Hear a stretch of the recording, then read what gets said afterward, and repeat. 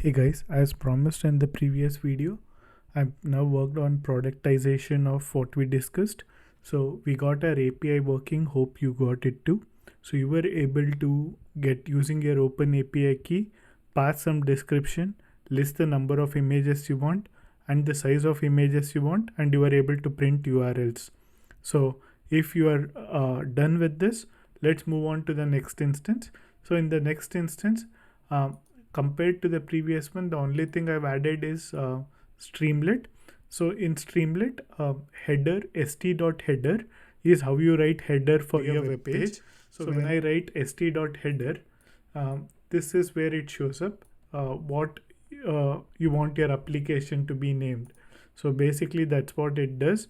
Then API key, we are accepting it from a user. So since we are productizing it, we won't be hard coding the API key. Whoever uses this application can go to OpenAI, get their API key and pass it. And image description. So we have a text area here. So why did I use a text area? Basically you have a larger input description. So if somebody wants to write a very large description, they can as well as do it.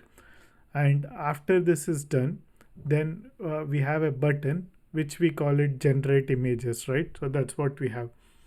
And basically our generate image function is whatever we wrote here. So we had the API key at the top. So now I have API key. I'm now passing from the main function what API key is. So I have that here. And response basically is same as whatever we had yesterday, OpenAI image.create. So the only thing in this I productized is image description. So I have the size and n as fixed. If you want, you can go ahead and share it in comments or in description below. I'll just mention to you how you could productize it or accept parameter, or basically the way you can do that is st.select. You can look it up. So how do you add a select box? So you have to accept number of images as a select box and size of the image as 3 options, and OpenAI supports 1024 by 1024, 512 by 512, 256 by 256. These are the 3 available options you anyway have. So once you do that, then basically we are saving the data back here. So response of data of 0.url will only give us the image URL. Previously we had listed everything. So we don't want everything. We just want the image URL. If image URL is not empty, then we are displaying that image, and this width you can change it yourself, whatever you want. Or if you want to accept this as a parameter, you can accept and pass it. It's totally up to you. So if API key, image description and button is clicked, then we call the function generate images, and in generate images basically we pass API key, image description. And to run this, let me actually cancel this, and let's say you have to do this Streamlit run and the name of whatever file you call it. So you have to do this, and once you do this, it pops up here.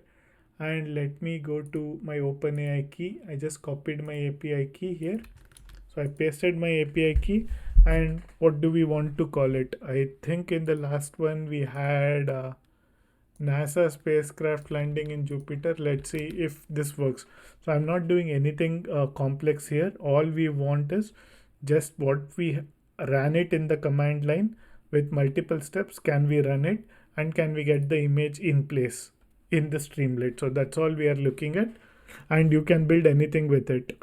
So if you check my Streamlit course, I have built an image optimizer and other stuff, so you can play around with it.